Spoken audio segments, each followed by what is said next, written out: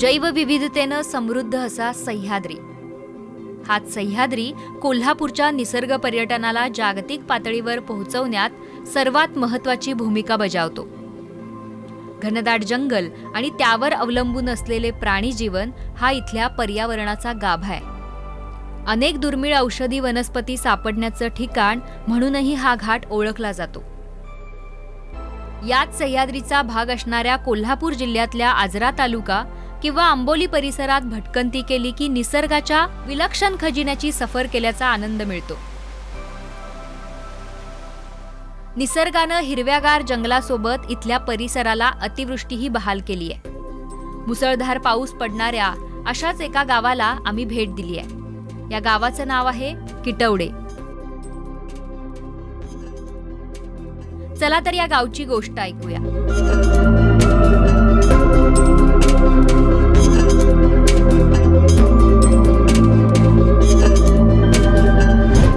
आपल्याला माहितीये की धो-धो कोसळणारा पाऊस म्हणजे मेघालयातलं चेरापुंजी.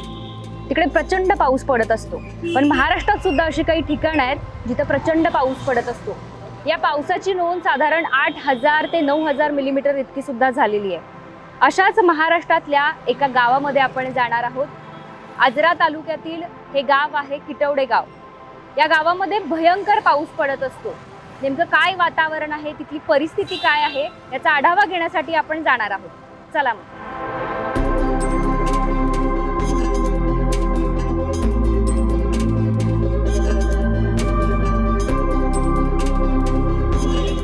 किटवडेचा पाऊस अनुभवण्यासाठी आमची स्वारी निघाली ती कोल्हापूरहून.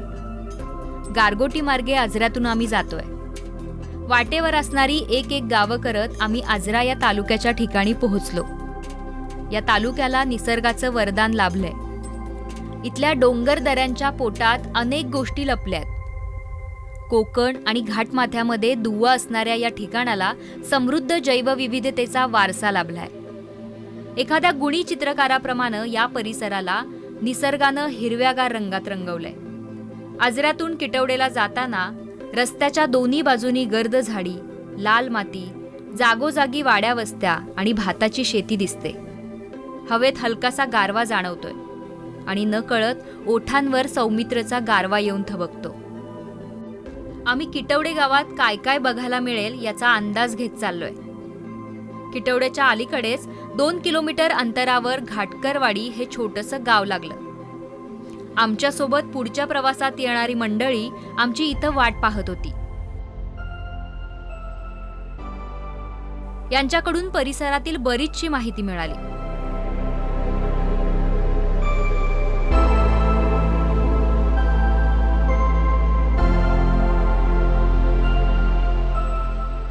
आपण कोल्हापूर पासून प्रवासाला सुरुवात केली. आजरा तालुक्यामध्ये आलो आणि आजरा तालुक्यापासून साधारण 19 किलोमीटर अंतरावर घाटकरवाडी हे गाव आहे, जिकडे मी आता थांबली आहे. तर आपण बघू शकतो की हा जो परिसर आहे हा घाटकरवाडीचा परिसर आहे आणि पलीकडे आपण बघितलं तर किटवडे गाव आहे, जिकडे आपण त्या गावाला भेट देणार आहोत. तर या दोन्ही गावांना किटवडे गाव आणि घाटकरवाडी या दोन्ही गावांना मध्ये नदी लागते. ती हिरण्यकेशी नदी आहे आणि ही हिरण्यकेशी नदी आहे ती या दोन गावांना विभागते. आत्ता आपण या परिसराचा आढावा घेतला तर आम्ही इथं आल्यापासून प्रचंड पाऊस आहे. प्रचंड म्हणजे साधारण 200 ते 250 मिलीमीटर पाऊस इथं आता आपल्याला पडताना साधारण दिसतोय. आणि महत्त्वाचं म्हणजे या भागातली जी पिकं बघितली, म्हणजे आता येताना आम्ही बघितलं तर या परिसरातली पिकं अक्षरशः कुजायला सुरुवात झाली आहे. म्हणजे एवढा प्रचंड पाऊस इकडे आपल्याला बघायला मिळतोय. मी दाखवते की हा रस्ता आहे जो आपण आजरा मार्गे किटवडेला जाणार आहोत. कावळेशाला आणि आंबोलीकडे हा रस्ता जातो. तर या रस्त्याला लागून जो ऊसाचं पीक आहे ते आपण बघू शकतो की अक्षरशः ते कुजायला लागलेलं आहे.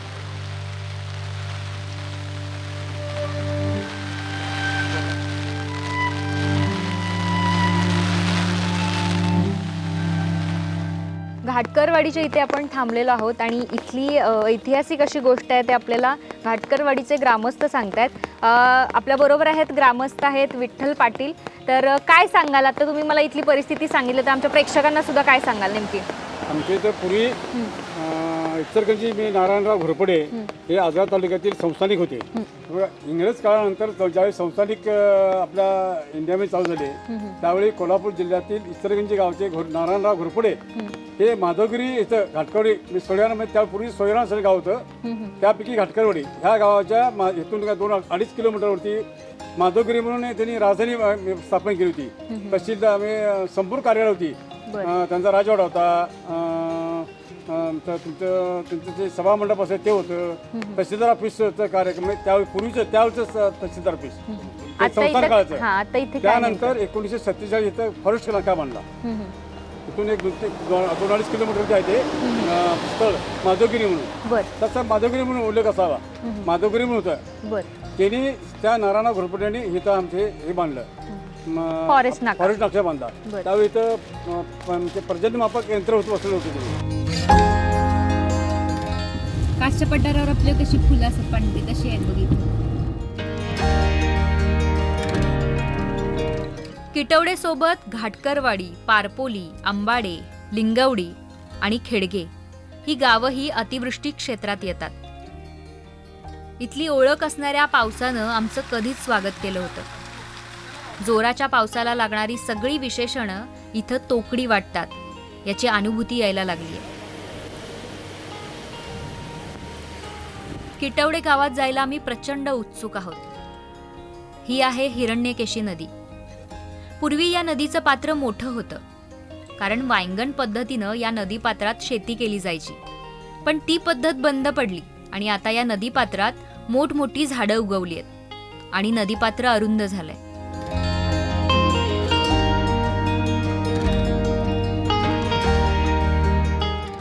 आता ती पूर्वी आमच्याकडे शेती होती, वायंगण शेती म्हणून, ती सुद्धा शेती बंद झाल्यामुळे आमचे जे पाडाबंधारे कोल्हापूर बंधारे पाण्याचे बांधले त्यापासून ती वायंगणे बुडाली गेली पाण्यामध्ये आणि दोन्ही साईडची बाजू पूर्ण आता ती बंद होत आली. म्हणजे नदीपात्र एकदम कमी झालेलं आहे, सोय झालेलं आहे. आज झाडे मोठे मोठे कोरव असे वाढल्यामुळे पाणी बाहेर सोडलं जात आहे, नदीपात्रात नाही. साईडला शेती म्हणजे पूर रेषा तयार झाली पाहिजे. पूर येतो, हा पूर मोठा येतोय. परवा आला होता इथं दोन्ही घराची होती, ते म्हणलं बघा ह्या झाडापासून ह्या पूर्ण असं आणि जर 2 तास पाऊस आला तर तिकडे पाणी आलं असतं. अशी परिस्थिती निर्माण झालेली आहे.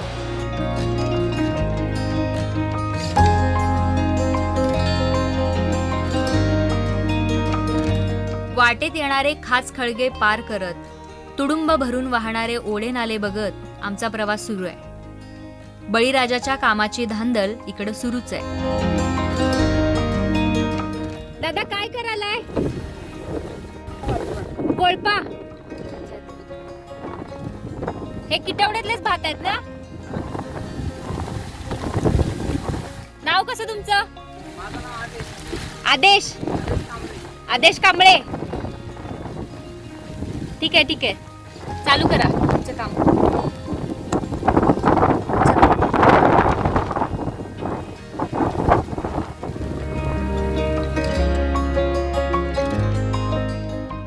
हेच ते आंबोलीच्या घाटमाथ्यावरचं गाव किटवडे.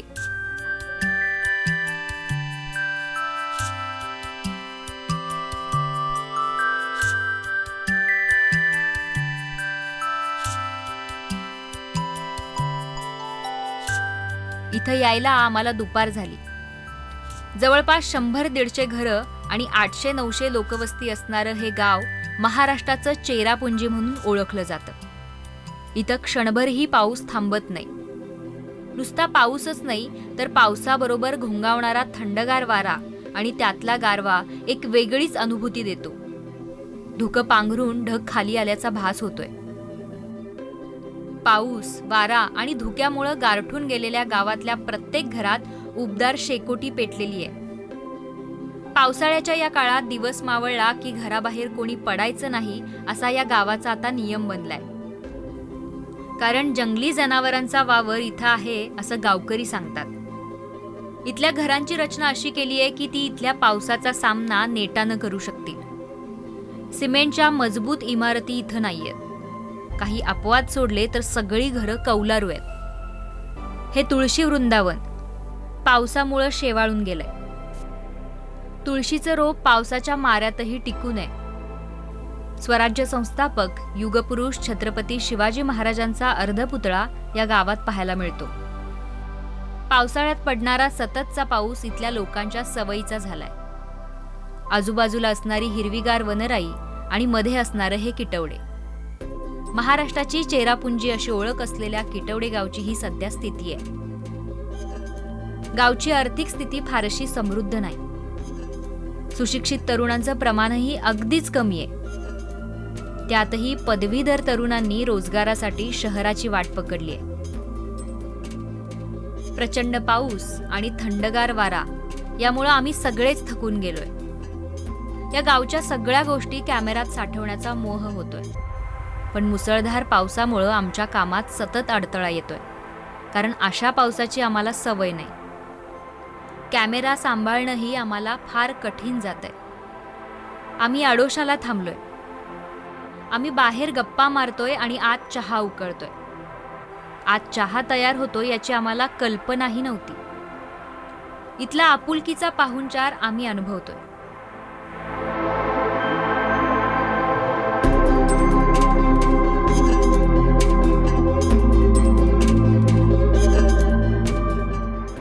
आधुनिकतेनं बदललेल्या शहरापासून हे गाव कोसो दूर आहे. इथला मुख्य व्यवसाय शेती असल्यामुळं रोजगारासाठी शहराकडे धाव घेतल्या वाचून इथल्या युवकांकडे पर्याय नाही. जोडीला पशुपालन आहे, त्यामुळं दुग्धोत्पादन हा इथला जोड व्यवसाय आहे. थोडक्यात गावची अर्थव्यवस्था ही शेती आणि पशुपालनावर अवलंबून आहे. विकसित शहरांचा या गावाशी थेट संबंध येत नाही. गावात दवाखाना नाही. गावातल्या लोकांना काही दुखलं खुपलं तर त्यांना थेट तालुक्याच्या ठिकाणी जावं लागतं. शाळा फक्त 4थी पर्यंतच. पुढच्या शिक्षणासाठी मुलांना तालुक्याच्या ठिकाणीच जावं लागतं. आधुनिकतेचं वारं अजून इथं वाहायला सुरुवात व्हायची.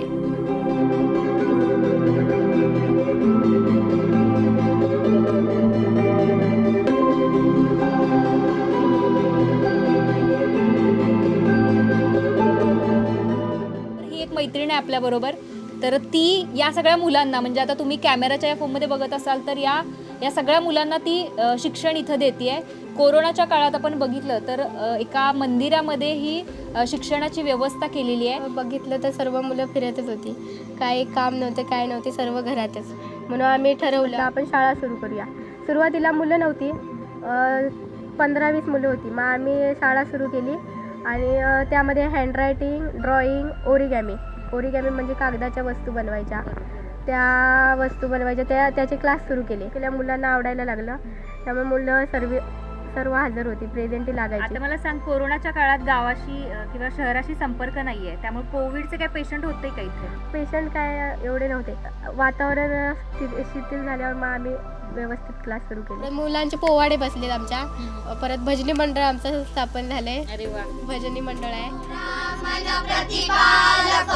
क्षत्रिय कुलावतंस सिंहासनाधीश्वर महाराजाधिराज शिवछत्रपती महाराज की जय. अहो राजे हो जिरा राज रजीजी, अहो राजे हो जिरा राज रजीजी, अहो राजे हो जिरा राज रजीजी. स्वराज्याचे बांधू तोरण संधी पाहून कोंढाणा किल्ला घ्यावा ताब्यात. अष्टमी मूर्त ठेवा ध्यानात, जिजाबाई वदल्या राजगडात. जी जी जी जी जी. अहो राजे हो जिरा राज रजीजी, अहो राजे हो जिरा राज रजीजी. खरंच खूप सुंदर. म्हणजे अक्षरशः या थंडीमध्ये आम्हाला अंगावर शहारे येत होते. म्हणजे पावसात जेव्हा आम्ही भिजत होतो त्याच्यापेक्षा पण अंगावरती शहारे येत आहेत जेव्हा हे पोवाडे मी खरंच ऐकले. खरंच खूप खूप खूप छान म्हटलात तुम्ही पोवाडा. म्हणजे शिक्षण जर गावात आलं तर सगळ्या सुविधा आपल्यापर्यंत पोहोचतील अशा या तरुणी म्हणतात. खरंच इथलं वातावरण बघितलं तर मला इथून जाऊ वाटत नाही असं वातावरण आहे, कारण प्रेमळ माणसं आहेत. आता तुम्ही बघितलंच असेल. तुम्हाला पावसाची भीती वाटत नाही काय रे? भीती वाटत नाही? थंडी वाजते की नाही? आम्ही गारठून गेलोय बाबा आता इथं.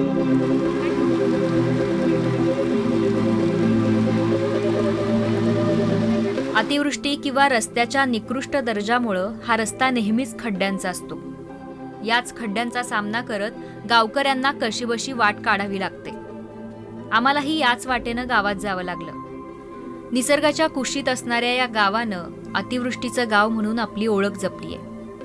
आजूबाजूचे हिरवेगार डोंगर, मातीचे लालसर रस्ते, भात आणि ऊस शेती हे इथलं सौंदर्य आहे.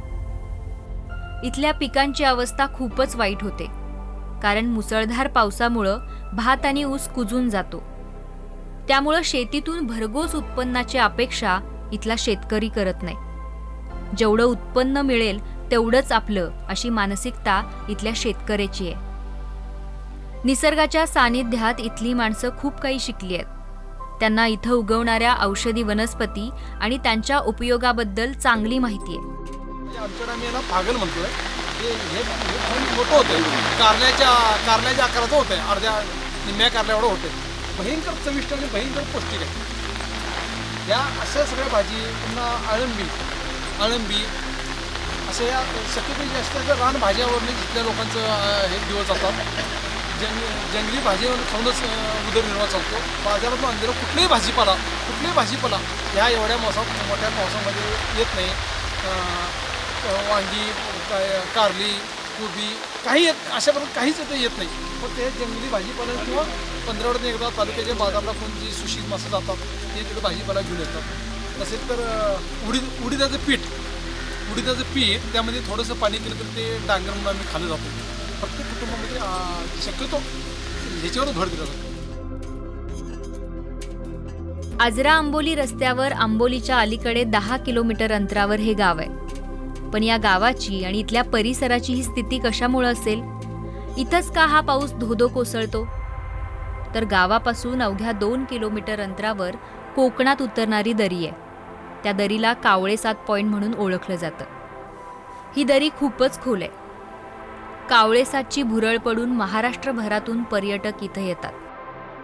कावळेसातची ही दरी कोकणात शिवापूर या गावाला जाऊन मिळते.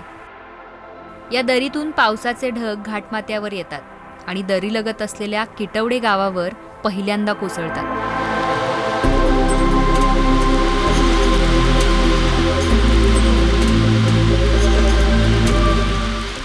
ढगाबरोबरच दरीतून उसळणारं वारं किटवडे गावाला अक्षरशः गारठवून टाकतं. दरीतून वरच्या दिशेनं येणाऱ्या पावसाचं दृश्य दाखवणारं हे कदाचित एकमेव ठिकाण असावं. ही निसर्गाची किमयाच आहे. कोकणातून वरती येणारी ही दरी पावसाला घाटावर घेऊन येते. हा पाऊस साधा सुद्धा नाही, मुसळधार आहे. इथं पावसाळ्यात 3 महिने क्षणभराचीही उघडीप मिळत नाही. इथल्या पर्जन्यमापन केंद्रात आत्तापर्यंत सर्वात जास्त पावसाची नोंद झाली आहे. त्यामुळं किटवडे आणि परिसराला महाराष्ट्राचं चेरापुंजी म्हणायला काहीच हरकत नाही.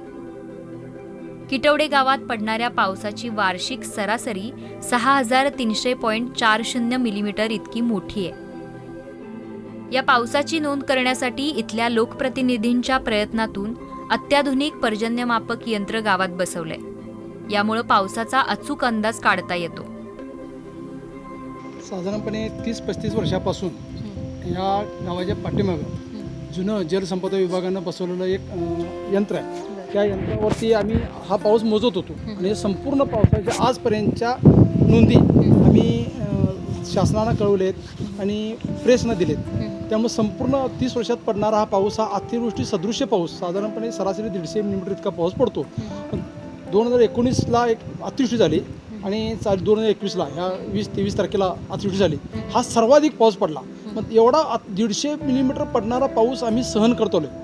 त्या पावसाबाबत आमची काहीच तक्रार नाही. पण चालू वर्षी जो जास्त पाऊस पडला तो पाऊस साधारणपणे ह्याच यंत्रावर, हे 15 दिवसापूर्वी नवीन आमदार साहेबांच्या प्रयत्नानं झालेले यंत्र बसवले, ह्याच यंत्रावरती 750 मिलीमीटर इतका पाऊस नोंद झाला.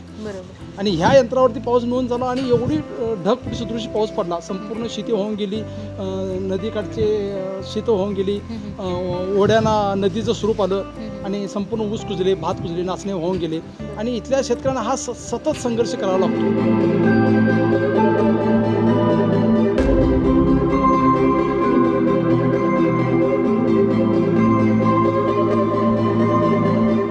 या अतिवृष्टीचा परिणाम इथल्या शेतीवर झालाय.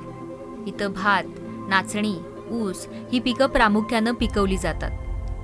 पण भात लावण झाल्यावर पावसाच्या माऱ्यामुळं ती पिकण्याआधीच कुजतात. शेतातलं खतही वाहून जातं. त्यामुळं ऊसाचं एकरी उत्पन्न निम्म्याहून कमी येतं. भाताच्या खाचरांना नदीचं स्वरूप येतं. तरीही पर्याय नसल्यानं लोकांना शेतात राबावं लागतं, असं इथले ग्रामस्थ सांगतात. किती चांगल्या प्रमाणात अत्याधुनिक टेक्नॉलॉजी करून जरी शेती जरी केली, वेगवेगळी जरी खतं वापरली, चांगल्या पद्धतीने शेती बनवायचा प्रयत्न केला, तरी रानटी जनावरांपासून त्या शेतीची उन्हाळ्याचे नासाडी होते. गवरेडे, हत्ती वगैरे येतात आणि नुकसान करून टाकतात आणि त्यातून जे वाचलेले पीक या अति पावसामुळे जाते. साधारणपणे 10-15 टनाच्या आवरेजचा हा ऊस आम्ही इथं सांभाळून कारखान्याला पाठवतो. भात तरी फक्त खाण्यापुरतं भात, इथं कुणालाही भात विकता येत नाही.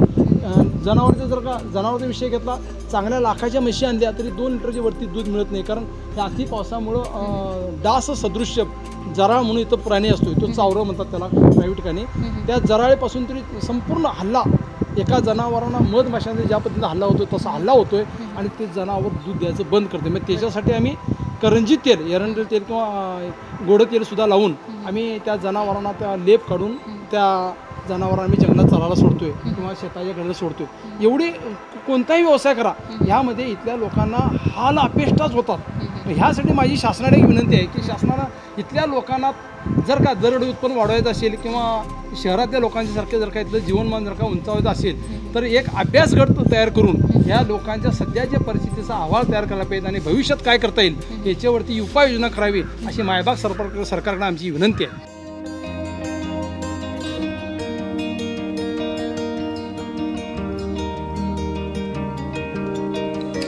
आपण बघू शकतोय की या भागामध्ये इतका प्रचंड पाऊस असतो की या पावसामुळे अक्षरशः घरात शेवाळ धरलं जातं. आता तुम्ही समोर बघत असाल तर बऱ्यापैकी तुम्हाला हे दिसून येईल.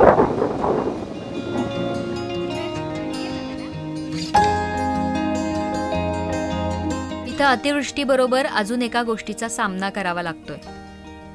गावाभोवती जंगल असून बिबट्याचा वावर नित्याच आहे. दिवस मावळला की शेतकरी शेतीची कामं आटोपून घरी येतात, कारण गावात बिबट्या आणि गव्यांचा वावर असतो. काहींच्या अंगणात बसलेल्या कुत्र्यावर बिबट्यानं हल्ला केल्याचं ग्रामस्थ सांगतात.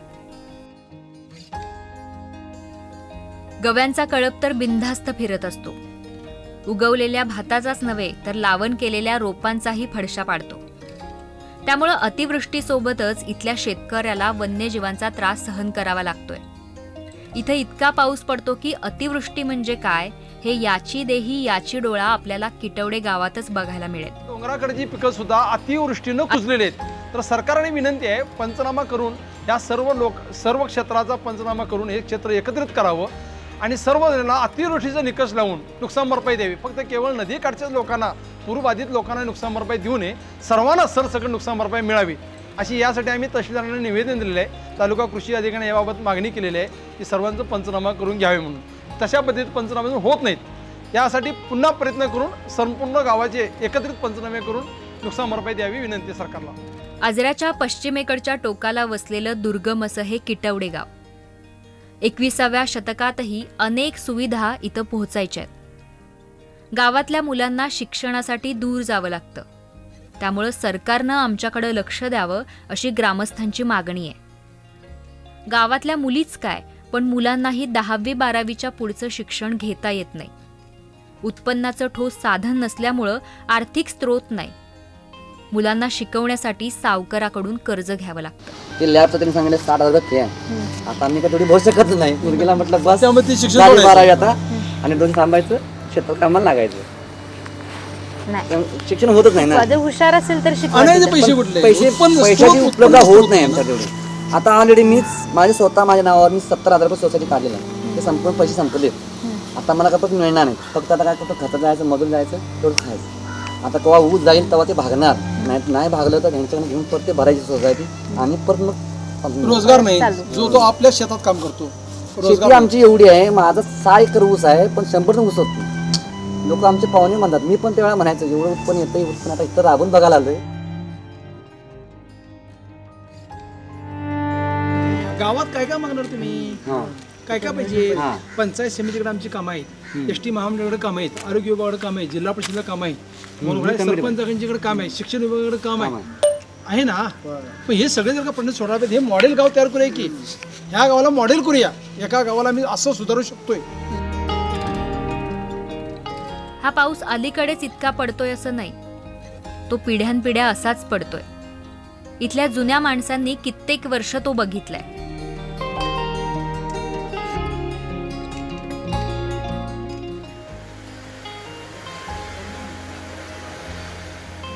आता काय करताय तुम्ही इथं भात शेतीमध्ये? इथं भांगलणे.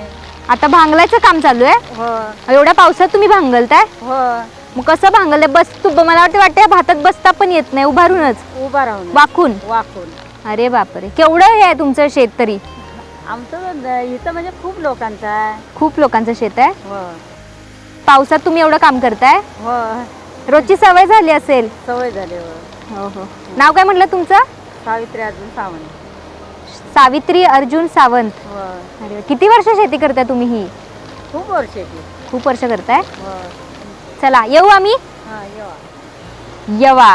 हा यवा, थोडाफार कोकणी लहेजा आपल्याला इकडे बघायला मिळतोय. हा यवा.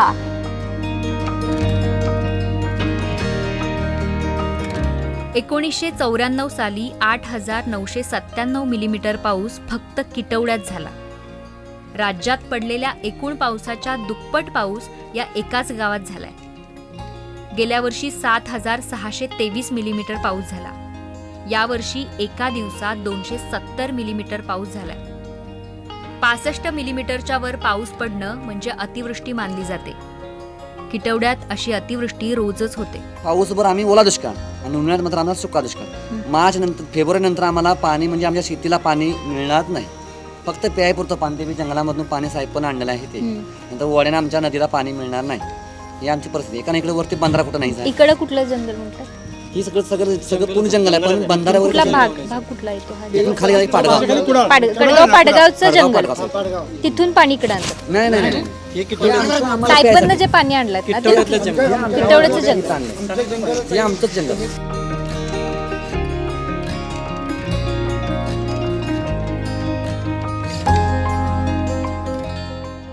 इथली जंगलं आभाळातून कोसळणाऱ्या बेभान सरींना पिऊन मोठी झाली आहेत. इथले ग्रामस्थ आम्ही जंगल जसं आहे तसंच ते ठेवलं आहे असं अभिमानानं सांगतात. तुम्ही इथं काहीच करत नाहीत, म्हणजे शेती जेवढं तुमचं पारंपरिक पद्धतीनं तुम्ही करताय, मग तुम्हाला का निसर्ग दगा देईल? म्हणून तुम्ही त्या मानाने सुखी आहात. जे आहे हा. आता साधा विचार करूया. आम्ही झाडं लावतोय, झाडं जगवतोय, आम्ही हा जंगल राखलाय, आम्ही ऑक्सिजन तयार केलाय आणि ते आणि राहिलं चांगला पाऊस राखलाय, स्वच्छ पाणी आम्ही ठेवलंय आणि हे सगळं आम्ही तुम्हाला द्यायला लागलोय. बरोबर. मग तुम्ही जरासं आम्हाला काहीतरी द्यायचा प्रत्येकाला. तुम्ही धूर सोडताय, तुम्ही मोठे मोठे इंडस्ट्री तयार केले आणि तुम्ही हवेमध्ये विषारी वायू सोडताय. तुमचं पाणी दूषित आहे, तुम्ही आमची स्वच्छ नदी तुम्ही प्रदूषित करताय. मग आम्ही स्वच्छ पाणी देतोय, कमी आमचा विचार करा. आमच्या असं मुलांना फी भरणे एवढं श्रीमंत आम्हाला व्हायचं आहे. आम्हाला चांगलं आरोग्य पाहिजेत, आम्हाला चांगलं शिक्षण पाहिजेत, आम्हाला चांगले कपडे पाहिजेत, आम्हाला चांगली घरं बांधायची. पण ही गरिबी ह्या शेतीतून आम्हाला बाहेर सोडत नाही. त्यासाठी आम्हाला कुठेतरी उद्योग आमच्या गावात आले पाहिजेत. नसेल तर आम्हाला काहीतरी वेगळा निकष लावा आणि आम्हाला तुमच्या प्रभावात घ्या. आम्हाला नोकरीला इथले एक पण सरकार नोकरी होऊ शकत नाही. त्याचं कारणच हे आहे, कारण शिक्षण तालुक्यापासून लांब आहे. 20-25 किलोमीटर अंतर, वाहनांची अडचण, गावामध्ये सकाळी एकदा एसटी येते, संध्याकाळी एसटी येते, येणं जाणं होत नाही. मुलींना तरी शिक्षणाला सोडतच नाहीत. 10वी नंतर शिक्षण बंद करावं लागतं. एवढी कठीण परिस्थिती इथल्या लोकांना जगावं लागतं. गावात कोणाला गॅस दिला नाही. आमचा हा ज्यामध्ये शेतातील लाकडांचा शेणी अंगा होतोय, जेवण बनवतोय. गॅस कोणाला ते सगळ्या पुढच्यापासून आम्हाला वंचित आहे. शिक्षक पण सुद्धा इथं कामाला यायला म्हणजे ह्या गावाला नोकरी करायला घाबरतात. पण एकमेव शिक्षक असे आहेत, तिथून जंगलामध्ये धनगरवाडा 3 किलोमीटर आहे. त्या कोकितकर सरांनी तिथल्या मुलाला असा लढा लावलाय की मुलांना रोज शिक्षक हवेच असतात. आणि त्या सरांनी आजपर्यंत कधीही गैरहजेरी केलेली नाही. नदीला पूर येऊ देत, वड्याला पाणी येऊ देत, परिस्थिती काय एवढ्या अडचण परिस्थितीनुसार ते मार्ग काढून पाण्यातून सुद्धा जाऊन शाळा शिकवतात. एकमेव शिक्षक आमच्या तालुक्याला असे लाभलेले आहेत की त्या शिक्षकांचा खरोखर म्हणजे गौरव झाला पाहिजे त्या शिक्षकांचा. तुम्ही गावकरी मिळून करा एक नाही, आम्ही दिवस. करणार गौरव करणार.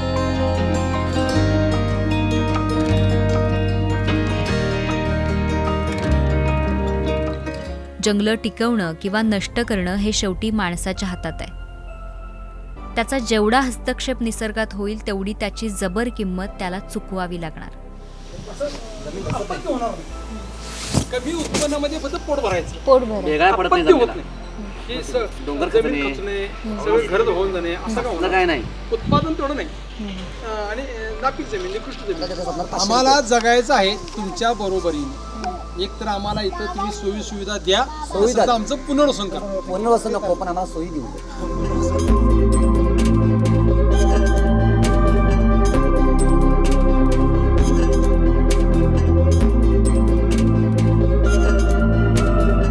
इथला प्रत्येक माणूस संघर्ष करतोय. त्याचा संघर्ष आहे पावसाशी, आजूबाजूच्या वन्यजीवांशी, शहराच्या नजरेपासून कोसो दूर असल्यामुळं आलेल्या मागास परिस्थितीशी. माणसाला संघर्ष नवा नाही. आदिम काळापासून माणूस संघर्ष करत आलाय. तो संघर्ष अस्तित्वाचा होता. आजही तो तसाच आहे. प्रतिकूल परिस्थितीशी संघर्ष करून इथला प्रत्येक माणूस जगतोय. त्याची फारशी तक्रार नाही. पावसाच्या अगणित सरी अंगावर घेत इथला माणूस जगतोय. हे सोपं अजिबात नाही. यासाठी खूप मोठं बळ लागतं. हे बळ इथल्या लहान थोरात निसर्गानंच भरलंय. विकासाची किंवा शिक्षणाची गंगा इथंपर्यंत पोहोचली नाही म्हणून इथला माणूस तक्रार जरूर करतो, पण तो इथंच थांबत नाही. तो जगतोय उद्याच्या दिवसाच्या आशेवर, आपल्यासाठी, आपल्या मुलांसाठी,